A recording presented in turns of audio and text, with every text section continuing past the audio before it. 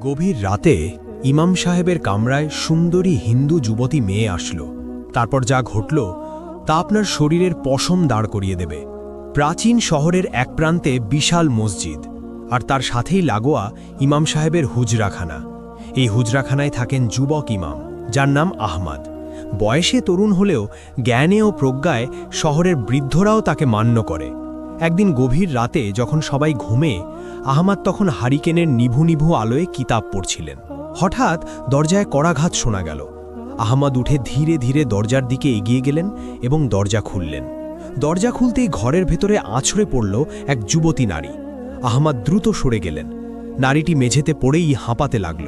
তার পরনে দামি রেশমি কাপড়, গলার হাড় আর হাতের চুড়িগুলো সাক্ষ্য দিচ্ছে সে সাধারণ ঘরের কেউ নয়। তবে তার পোশাকের ধরন আর কপালে লেপ্টে থাকা সিঁদুরের অবশিষ্ট দাগ বলে দিচ্ছে সে হিন্দু সম্প্রদায়ের। আহমদ দ্রুত দৃষ্টি নামিয়ে নিলেন, কিন্তু নারীটি ঝট করে উঠে আহমদের পা জড়িয়ে ধরল এবং বলল, দয়া করুন, আমাকে বের করে দেবেন না, ওরা আমাকে মেরে ফেলবে। এটা শুনে আহমদ বললেন, আপনি কে? এই গভীর রাতে একজন গায়রে মাহারাম নারী আমার হুজরাখানায়? এটা অসম্ভব, আপনি এখনই এখান থেকে যান। নারীটি তখন কান্না জড়িত কণ্ঠে বলল, হুজুর, আমি জানি এটা পাপ, আমি জানি এটা আপনার ধর্মের নিয়ম নয়, কিন্তু আমি নিরুপায়। আমি শহরের প্রধান বণিকের মেয়ে, আমার নাম নীলা। আজ রাতে শহরের শাসনকর্তা আমার বাবাকে হত্যা করেছে। সে এখন আমাকে খুঁজছে। আমি যদি এখন বাইরে যাই, ওরা আমাকে ছিঁড়ে খাবে। দয়া করুন, শুধু আজকের রাতটুকু। মেয়েটির কথা শুনে আহমদ থমকে গেলেন। শহরের শাসনকর্তা জালেম খান এক অত্যাচারী শাসক। তার লোলুপ দৃষ্টি থেকে এই শহরের কেউ নিরাপদ নয়। কিছুক্ষণ পর আহমদ বললেন, কিন্তু এখানে আপনার থাকা নিরাপদ নয়। কেউ যদি দেখে ফেলে তবে আমার এবং আপনার উভয়েরই মৃত্যুদণ্ড হবে। সমাজ এটা মেনে নেবে না। তখন নীলা কাঁপতে কাঁপতে বলল, মৃত্যু তো বাইরেও অপেক্ষা করছে। আপনার এখানে থাকলে অপবাদ জুটবে, কিন্তু বাইরে গেলে আবার ইজ্জত আর প্রাণ দুটোই যাবে। আমি শুনেছি মুসলমানরা আমানত রক্ষা করে। আমি আজ আপনার কাছে আমানত। আপনি কি আমাকে হায়েনাদের হাতে তুলে দেবেন? এটা শুনে যুবক আহমদের কপালে চিন্তার ভাঁজ পড়ল। একদিকে কঠোর ধর্মীয় অনুশাসন ও সামাজিক নিয়ম, অন্যদিকে একজন বিপদগ্রস্ত নারীর সম্ভ্রম ও জীবন রক্ষা। ইসলাম অসহায়ের সেবাকে সর্বোচ্চ গুরুত্ব দেয়, কিন্তু প্রেক্ষাপটটি অত্যন্ত জটিল। তাই আহমদ দ্রুত সিদ্ধান্ত নিলেন, যা হবার হবে, কিন্তু তিনি সহযোগিতা করবেন। তিনি দরজাটি শক্ত করে বন্ধ করে দিলেন এবং মোটা কাঠের খিল তুলে দিলেন। তারপর তিনি নীলাকে বললেন, শোনেন, আমি আপনাকে আশ্রয় দিচ্ছি, কিন্তু শর্ত আছে। ফজরের আজানের আগেই আপনাকে এখান থেকে চলে যেতে হবে। আর আমি যতক্ষণ এই ঘরে আছি, আপনি ওই কোণে পর্দার আড়ালে থাকবেন, ভুলেও সামনে আসবেন না। এটা শুনে নীলা কৃতজ্ঞতায় মাথা নাড়ল। তারপর সে দ্রুত গিয়ে ঘরের কোণে রাখা পুরনো পর্দার আড়ালে নিজেকে লুকিয়ে ফেলল। অতঃপর আহমদ আবার তার কিতাবের সামনে বসলেন, কিন্তু তার মনোযোগ আর কিতাবে নেই, তার কান বাইরের শব্দের দিকে। এভাবে মিনিট 10 পার হলো। তারপর শোনা গেল ঘোড়ার খুরের আওয়াজ, অনেকগুলো ঘোড়া। এতে আহমদের বুক কেঁপে উঠল। জালেম খানের সৈন্যরা চলে এসেছে। তারা বাহির থেকে বলছিল, ইমাম সাহেব, দরজা খুলুন। আহমদ শান্ত থাকার চেষ্টা করলেন এবং উঠে দরজার কাছে গেলেন, কিন্তু খুললেন না। ভিতর থেকে বললেন, কে? এত রাতে আল্লাহর ঘরে কি চাই? তখন বাইরে থেকে এক সেনাপতি হেঁকিয়ে বলল, আমরা শাসনকর্তার লোক। খবর পেয়েছি এক বিধর্মী মেয়ে পালিয়ে এই দিকে এসেছে। কেউ একজন দেখেছে সে মসজিদের সীমানায় ঢুকেছে। দরজা খুলুন, আমরা তল্লাশি করব। এটা শুনে আহমদ শক্ত গলায় বললেন, এটি মসজিদ, আল্লাহর ঘর। এখানে কোনো অপরাধী বা পলাতক নেই। আমি ইবাদত করছি, ব্যাঘাত ঘটাবেন না। এটা শুনে সেনাপতি অট্টহাসি দিয়ে বলল, ইবাদত পরে হবে, আমাদের কাছে খবর পাকা। আপনি যদি দরজা না খোলেন, আমরা ভেঙে ভেতরে ঢুকব। আর যদি মেয়েটাকে আপনার ঘরে পাওয়া যায়, তাহলে ইমামতির স্বাদ আমরা মিটিয়ে দেব। আহমদ তখন তাকালেন সেই কোণের দিকে, যেখানে নীলা লুকিয়ে আছে। মেয়েটি ভয়ে কুঁকড়ে আছে নিশ্চয়ই। অতঃপর আহমদ ভাবলেন, যদি ওরা ভেতরে ঢোকে, তবে কেবল মেয়েটিই ধরা পড়বে না, বরং একজন ইমামের ঘরে বিধর্মী মেয়েকে পাওয়ার অপরাধে পুরো শহরে দাঙ্গা বেঁধে যাবে। মুসলমানদের সম্মান ধুলোয় মিশে যাবে। আবার মেয়েটিকে তাদের হাতে তুলে দেওয়া মানে তাকে ধর্ষণের মুখে ঠেলে দেওয়া। তাই আহমদ সিন্দুকটার দিকে তাকালেন। ওটা বেশ বড়, ভেতরে কিতাব রাখা হয়। আহমদ ফিসফিস করে বললেন, ওরা দরজা ভেঙে ফেলবে, আপনাকে এই সিন্দুকের ভেতরে ঢুকতে হবে। শ্বাস নিতে কষ্ট হবে, কিন্তু এছাড়া উপায় নেই। আমি ওদের বিদায় করার চেষ্টা করছি। এটা শুনে নীলা কোনো প্রশ্ন না করে দ্রুত সিন্দুকের ভেতর ঢুকে কুঁকড়ে বসল। তখন আহমাদ সিন্দুকের ডালা বন্ধ করে দিলেন, কিন্তু পুরোপুরি তালা দিলেন না, যাতে সামান্য বাতাস ঢুকতে পারে। তারপর তিনি তার গায়ের জুব্বাটি খুলে সিন্দুকের উপর ছড়িয়ে দিলেন এবং জায়নামাজ বিছিয়ে ঠিক সিন্দুকের সামনেই নামাজে দাঁড়িয়ে গেলেন। ঠিক তখনই মর্মর শব্দে দরজার খিল ভেঙে ৩ জন সশস্ত্র সৈন্য হুজরাখানায় প্রবেশ করল। তাদের হাতে খোলা তলোয়ার। সেনাপতি সামনে এগিয়ে এলো। আহমাদ তখন নামাজে, তিনি নড়লেন না, সেজদায় পড়ে রইলেন। সেনাপতি পুরো ঘরটা তল্লাশি করল, কিন্তু কেউ নেই। তারপর সেনাপতির দৃষ্টি পড়ল সেজদারত আহমাদের সামনে থাকা বড় সিন্দুকটার দিকে, যার ওপর আহমাদের জুব্বা রাখা। সেনাপতি সেখানে এগিয়ে গেল। সে তলোয়ারের আগা দিয়ে সিন্দুকের ওপর রাখা জুব্বাটা সরালেও আহমাদের সেজদা শেষ হল না। ঠিক সেই মুহূর্তে বাইরে থেকে আরেকজন সৈন্য দৌড়ে এলো এবং বলল, সেনাপতি সাহেব, খবর পাওয়া গেছে মেয়েটিকে নদীর ঘাটের দিকে দৌড়াতে দেখা গেছে। আমরা এখানে সময় নষ্ট করছি। তখন সেনাপতি একবার আহমাদের দিকে তাকালো, তারপর সিন্দুকের দিকে। তার মনে সন্দেহ তখনও যায়নি। তারপর সে বলল, আহমাদ সাহেব, নামাজ কি শেষ হবে না, নাকি নামাজ শেষ হলেই কোনো গোপন সত্য বের হবে? অতঃপর আহমাদ শান্তভাবে আল্লাহু আকবার বলে সোজা হয়ে বসলেন। তিনি সেনাপতির চোখের দিকে তাকিয়ে শান্ত স্বরে বললেন, আল্লাহর ঘরে আপনারা অস্ত্র নিয়ে প্রবেশ করেছেন। এটা কি শাসকের হুকুম, নাকি আপনারা আল্লাহর চেয়েও বড় কোনো ক্ষমতার অধিকারী হয়ে গেছেন? সেনাপতি তখন ধমক দিয়ে বলল, তর্ক করবেন না, সিন্দুকে কি আছে? তখন আহমাদ বিন্দুমাত্র বিচলিত না হয়ে বললেন, কিতাব, আল্লাহর কালাম। আপনারা চাইলে খুলে দেখতে পারেন, তবে মনে রাখবেন, যদি সেখানে আপনারা যা খুঁজছেন তা না পান, তাহলে আল্লাহর ঘরের অবমাননার জন্য কিয়ামতের দিন জবাব দিতে হবে। আহমাদের কণ্ঠে এমন এক গাম্ভীর্য ছিল যে সেনাপতি মুহূর্তের জন্য থমকে গেল। সে ভাবল, একজন ইমাম মিথ্যা বলবে না। অতঃপর সেনাপতি সঙ্গীদের বলল, চল আমরা ঘাটে যাই, এখানে সময় নষ্ট করে লাভ নেই। অতঃপর সৈন্যরা বেরিয়ে গেল। যাওয়ার সময় ভাঙা দরজাটা দড়াম করে লাগিয়ে দিয়ে গেল। তারপর দ্রুত উঠে দরজাটা কোনোমতে আটকে দিলেন। এরপর দৌড়ে গিয়ে সিন্দুকের ডালা খুললেন। কিন্তু নীলা এতক্ষণে জ্ঞান হারিয়ে ফেলেছে। অক্সিজেনের অভাবে তার মুখ নীল হয়ে গেছে। তখন আহমাদ দ্রুত তাকে সিন্দুক থেকে বের করে মেঝের ওপর শোয়ালেন। হাতে পানি নিয়ে তার মুখে ছিটিয়ে দিলেন। ফলে কিছুক্ষণ পর নীলা চোখ মেলল। সে দীর্ঘ শ্বাস নিল। তখন আহমাদ স্বস্তির নিঃশ্বাস ফেলে বললেন, ওরা চলে গেছে, কিন্তু ওরা বেশিক্ষণ দূরে থাকবে না। ঘাটে গিয়ে যখন দেখবে আপনি নেই, তখন ওরা আবার এদিকেই আসবে, কিংবা শহরে চিরুনি অভিযান চালাবে। এটা শুনে নীলা উঠে বসল এবং কৃতজ্ঞতার সুরে বলল, আপনি আমার প্রাণ বাঁচিয়েছেন, কিন্তু এখন আমি কোথায় যাব? আমার বাড়ি ওরা পুড়িয়ে দিয়েছে। আমার আত্মীয়রা ভয়ে কেউ দরজা খুলবে না। এটা শুনে আহমাদ কিছুক্ষণ চিন্তা করলেন। তারপর বললেন, শহরের পশ্চিম গেটের কাছে পুরনো গোরস্থান আছে। সেখানে একজন বৃদ্ধ খাদেম থাকেন। তিনি আমার পরিচিত এবং অত্যন্ত বিশ্বস্ত। আপাতত আপনাকে সেখানে রেখে আসা ছাড়া আর কোনো পথ নেই। কিন্তু সমস্যা হলো, পশ্চিম গেটে পৌঁছাতে হলে শহরের প্রধান বাজার পার হতে হবে, আর এখন সেখানে প্রহরীদের কড়া নজরদারি। এটা শুনে নীলা বলল, আমি তৈরি, আপনি যা বলবেন আমি তাই করব। তখন আহমদ বললেন, আপনার এই পোশাকে যাওয়া যাবে না, এটা দেখলেই ওরা চিনতে পারবে। অতঃপর আহমদ তার আলমারি থেকে একটি কালো বোরখা বের করলেন। এটি তার মায়ের স্মৃতিচিহ্ন, তিনি যত্ন করে রেখে দিয়েছিলেন, এবং বললেন, এটি পরুন, আপাদমস্তক ঢেকে নিন, আর একটি কথাও বলবেন না। যদি কেউ প্রশ্ন করে আমি উত্তর দেব। আপনি আমার স্ত্রী সেজে আমার সাথে যাবেন। এই কথা শুনে নীলা চমকে বলল, তাই বলে স্ত্রীর পরিচয় দিব? তখন আহমদ বললেন, হ্যাঁ, এছাড়া কোনো উপায় নেই। যদি প্রহরীরা আটকায়, তবে আমি বলবো আমার স্ত্রী অসুস্থ, তাকে হাকিমের কাছে নিয়ে যাচ্ছি। একজন ইমাম তার অসুস্থ স্ত্রীকে নিয়ে রাতে বের হলে কেউ সাধারণত সন্দেহ করবে না। অতঃপর নীলা বোরখাটি হাতে নিল। সে ভিন্ন ধর্মের, ভিন্ন সংস্কৃতির, কিন্তু আজ জীবন বাঁচাতে তাকে এই বেশ ধারণ করতে হচ্ছে। অতঃপর বোরখা পরার পর নীলা যেন সম্পূর্ণ অন্য মানুষ হয়ে গেল। আহমদ হাতে হারিকেন নিয়ে বললেন, চলুন, ভোর হওয়ার আগেই আমাদের ফিরতে হবে। অতঃপর তারা দুজন গভীর রাতেই রাস্তায় নামল। ইমাম আহমদ সামনে, পেছনে বোরখা পরিহিতা নীলা। জনমানবহীন রাস্তা। কিছুদূর যাওয়ার পর বাজারের মোড়ে তারা দেখল একদল মশালধারী প্রহরী দাঁড়িয়ে আছে। তারা প্রত্যেককে থামাচ্ছে। তখন আহমদ নীলাকে ফিসফিস করে বললেন, ভয় পাবেন না, শুধু আমার পাশে থাকবেন, আমার হাত ধরবেন না, দূরত্ব বজায় রাখবেন, কিন্তু খুব বেশি দূরেও যাবেন না। অতঃপর প্রহরীদের সামনে আসতেই একজন পথ রোধ করল এবং বলল, দাঁড়ান, এত রাতে কোথায় যাওয়া হচ্ছে?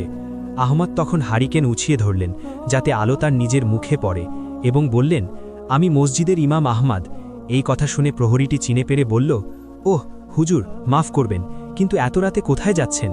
আহমাদ তখন শান্ত গলায় বললেন, আমার স্ত্রী হঠাৎ খুব অসুস্থ হয়ে পড়েছে, পেটে তীব্র ব্যথা, পশ্চিম পাড়ার হাকিম দাদুর কাছে নিয়ে যাচ্ছি, দেরি করা সম্ভব ছিল না।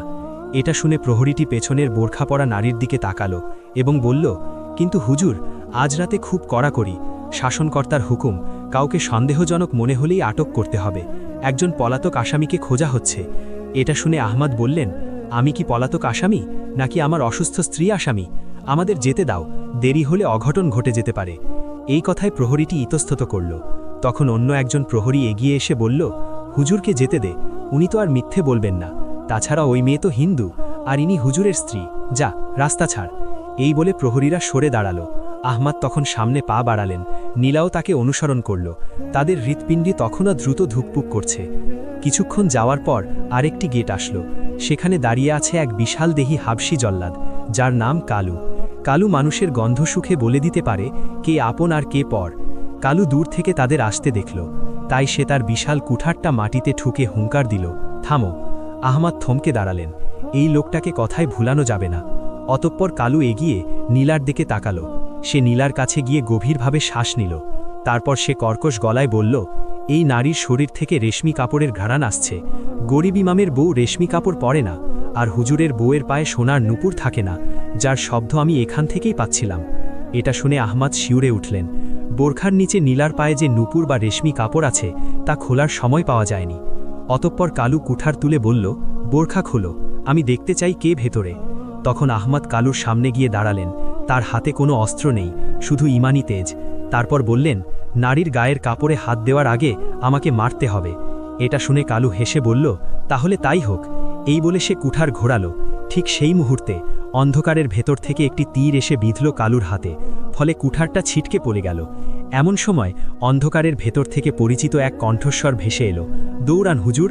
ফলে আহমাদ আর নীলা মুহূর্ত দেরি না করে গেটের পাশের ছোট সুড়ঙ্গ পথের দিকে দৌড় দিল। অতঃপর সুড়ঙ্গ দিয়ে শহরের বাইরে বের হয়ে তারা গোরস্থানের দিকে ছুটল। অন্ধকারে হোঁচট খেতে খেতে তারা এগোচ্ছে। নীলার শ্বাসকষ্ট হচ্ছে, বোরখার নিচে ভারী রেশমি কাপড় শরীরের সাথে লেপ্টে আছে। দৌড়ানো তার জন্য কঠিন হয়ে পড়েছে, কিন্তু থামার উপায় নেই। পেছনে মশালের আলো আর সৈন্যদের চিৎকার শোনা যাচ্ছে। অতঃপর গোরস্থানের সীমানা প্রাচীরের কাছে পৌঁছে তারা থামল। জায়গাটা জনবসতি থেকে বেশ দূরে, প্রাচীন ঝাউ গাছের জঙ্গলে ঘেরা। দেওয়ালের এক জায়গায় ভাঙা অংশ দিয়ে তারা প্রবেশ করল। গোরস্থানের পরিবেশটা ভুতুড়ে, শত শত বছর পুরনো কবর, কোনোটা ভেঙে গেছে, কোনোটা আগাছায় ঢাকা, আর মাঝখানে একটা ছোট কুঁড়ে ঘর। ওখানেই থাকার কথা সেই বৃদ্ধ খাদেমের। আহমদ কুঁড়ে ঘরের দিকে এগোলেন। ভেতর থেকে টিমটিম করে আলো জ্বলছে। আহমদ দরজায় গিয়ে বললেন, চাচা, আমি আহমদ, দরজা খুলুন, খুব জরুরি। কিছুক্ষণ পর একজন বৃদ্ধ এসে দরজা খুলল এবং বলল, আহমদ, এত রাতে মরা মানুষের দেশে জীবিতদের কি কাজ? তিনি আহমদের পেছনে বোরখা পরা নীলাকে দেখে ভুরু কুচকালেন এবং বললেন, সঙ্গে কে? মৃত্যু কি আজ জোড়ায় এসেছে? আহমদ তখন দ্রুত ঘরে ঢুকে নীলাকে ইশারা করলেন ভেতরে আসতে। তিনি বৃদ্ধের হাত ধরে বললেন, চাচা, হেয়ালি করার সময় নেই, জালিম খানের লোক আমাদের খুঁজছে, একে এখানে লুকিয়ে রাখতে হবে, আপনি ছাড়া বিশ্বাস করার মতো কেউ নেই। বৃদ্ধ খাদেম নীলার দিকে তাকিয়ে থাকলেন কিছুক্ষণ, তারপর বললেন, জালিম খানের লোক? তারা তো জ্যান্ত মানুষকে মারে, মরা মানুষকে ভয় পায় না, এখানেও ওরা আসবে। তখন আহমদ বললেন, অন্তত আজকের রাতটা, কাল ভোরে আমি অন্য ব্যবস্থা করব। এই কথা শুনে বৃদ্ধ মাথা নেড়ে বললেন, ঠিক আছে, তবে মাটির ওপর থাকা নিরাপদ নয়। গোরস্থানের নিচে পুরনো একটা সুড়ঙ্গ আছে, যেটা অনেক আগে লুণ্ঠনকারীরা ব্যবহার করত, ওটা এখন কেউ চেনে না, তোরা সেখানে যা। অতপর বৃদ্ধ ঘরের মেঝের একটা পুরনো চট সরালেন। নিচে একটা কাঠের পাটাতন, সেটা তুলতেই অন্ধকার সিঁড়ি দেখা গেল। ভ্যাপসা গন্ধ উঠে এলো নিচ থেকে। বৃদ্ধ বললেন, দ্রুত নাম, আমি উপর থেকে বন্ধ করে দেব। আহমাদ তখন হারিকেন হাতে নিলেন। নীলা ভয়ে ভয়ে আহমাদের হাত খামচে ধরল। আহমাদ কিছু বললেন না, সাবধানে সিঁড়ি দিয়ে নিচে নামতে শুরু করল। সুড়ঙ্গটা মাটির অনেক নিচে। হারিকেনের আলোয় দেখা গেল দুপাশে সারি সারি কঙ্কাল পড়ে আছে। সম্ভবত এরা সেই লুণ্ঠনকারী যারা পথ হারিয়ে এখানেই মারা গিয়েছিল। নীলা ভয়ে চিৎকার দিতে গিয়েও নিজেকে সামলালো। তখন আহমাদ বললেন, ভয় পাবেন না, মৃতরা ক্ষতি করে না, জীবিতরাই ভয়ের কারণ। অতপর তারা সুড়ঙ্গের শেষ মাথায় গিয়ে পৌঁছালো। জায়গাটা একটু প্রশস্ত, সেখানে একটা পাথরের বেদির মতো জায়গা। আহমাদ সেখানে হারিকেনটা রাখলেন। নীলা বোরখার মুখাবরণ সরালো, তার ফর্সা মুখটা ফ্যাকাশে হয়ে গেছে। সে বলল, আমার বাবার কি হবে? আমি পালিয়ে এলাম, কিন্তু বাবার লাশটা তো ওরা। তখন আহমাদ বললেন, এখন এসব ভেবে লাভ নেই, আগে আপনাকে বাঁচতে হবে। আপনার কাছে কি কোনো মোহর বা মূল্যবান কিছু আছে? কারণ পালানোর জন্য অর্থের প্রয়োজন হবে। তখন নীলা তার গলার হার আর হাতের দামি চুড়িগুলো দেখিয়ে বলল, এগুলো অনেক দামি, কিন্তু এগুলো বিক্রি করতে গেলেই তো ধরা পড়ব। এটা শুনে আহমাদ চিন্তিত মুখে বললেন, ঠিক বলেছেন, এগুলো এখন সম্পদের চেয়ে বিপদ বেশি, এগুলো লুকিয়ে রাখতে হবে। হঠাৎ ওপর থেকে ধূপধাপ শব্দ শোনা গেল। মনে হচ্ছিল কেউ কুড়ে ঘরের মেঝেতে জোরে জোরে পা ফেলছে। তারপর বৃদ্ধ খাদেমের আর্তনাদ শোনা গেল, বল বুড়ো, ওরা কোথায় গেল? আমরা দেখেছি ওরা এদিকেই এসেছে। এসব শুনে নীলা ভয়ে আহমাদের দিকে তাকালো। আহমাদ ঠোঁটে আঙুল দিয়ে চুপ করতে বললেন। তারা নিঃশ্বাস বন্ধ করে অপেক্ষা করতে লাগল। হঠাৎ ওপর থেকে এক ভারী গলার আওয়াজ এলো। সারা ঘর খুঁজলাম, কোথাও নেই, মনে হয় জঙ্গলে পালিয়েছে। বুড়োটাকে বেঁধে রাখ, ফেরার পথে জেরা করা যাবে। সৈন্যরা বেরিয়ে গেলেও আহমাদ নিশ্চিন্ত হতে পারলেন না। তিনি জানেন, জালেম খানের বিশেষ বাহিনী নেকড়ে দল এত সহজে হাল ছাড়ে না, তারা গন্ধ সুখে শিকার ধরে। এভাবে ঘণ্টাখানেক পর সব শান্ত হয়ে গেল। আহমাদ বললেন, আমাদের এখান থেকে বের হতে হবে, কিন্তু সেই পথ দিয়ে নয় যেখান দিয়ে এসেছি। এই সুড়ঙ্গের অন্য কোনো মুখ থাকার কথা। তিনি হারিকেনটা নিয়ে দেওয়ালগুলো পরীক্ষা করতে লাগলেন। সুড়ঙ্গের শেষ প্রান্তে একটা দেওয়াল দেখে মনে হলো সেটা আলগা পাথর দিয়ে তৈরি। আহমাদ ধাক্কা দিতেই একটা পাথর নড়ে উঠল। তারপর তিনি আর নীলা মিলে পাথরগুলো সরাতে লাগলেন। পাথর সরানোর পর ওপাশে দেখা গেল আরেকটা অন্ধকার পথ, কিন্তু সেখান থেকে বাতাসের ঝাপটা আসছে, মানে ওটা বাইরের দিকে গেছে। তাই আহমাদ বললেন, চলুন এদিকেই যাওয়া যাক। অতপর তারা সেই নতুন পথ ধরে হাঁটলেন। পথটা ক্রমশ ওপরের দিকে উঠেছে। অনেকটা পথ হাঁটার পর তারা একটা ঝোপের আড়ালে বের হলেন। জায়গাটা অচেনা, দূরে শহরের আলো দেখা যাচ্ছে, কিন্তু উল্টো দিকে। তারা শহরের প্রাচীরের বাইরে বেরিয়ে এসেছেন। তখন নীলা বলল, এটা কোথায়? আহমাদ চারপাশ দেখে বললেন, এটা শয়তানের টিলা, এখান থেকে নদী খুব কাছে, আমাদের নদী পার হতে হবে। কিন্তু নদীর ঘাটে যাওয়ার আগেই তাদের পথ আটকালো এক ছায়ামূর্তি। ছায়ামূর্তিটি ঝাড়ের আড়াল থেকে বের এলো। তার হাতে ধনুক, মুখ কালো কাপড় দিয়ে ঢাকা। সে বলল, আমি জানতাম তোমরা এই পথেই বের হবে। কিন্তু কণ্ঠস্বরটি নারীদের মতো ছিল। তাই আহমাদ সতর্ক হয়ে দাঁড়ালো। তুমি কে? তুমি কি গেটে সেই তীর ছুঁড়েছিলে? ছায়ামূর্তি তখন মুখের কাপড় সরালো। এক তেজোদ্দীপ্ত তরুণী, তার চোখের দৃষ্টি তীক্ষ্ণ। সে বলল, আমার নাম সারা, আমি জালেম খানের প্রাসাদে কাজ করি, কিন্তু আমি বিদ্রোহীদের গুপ্তচর। নীলা দেবীকে বাঁচানো আমার দায়িত্ব। এই কথা শুনে নীলা অবাক হয়ে বলল, তুমি আমাকে চেনো?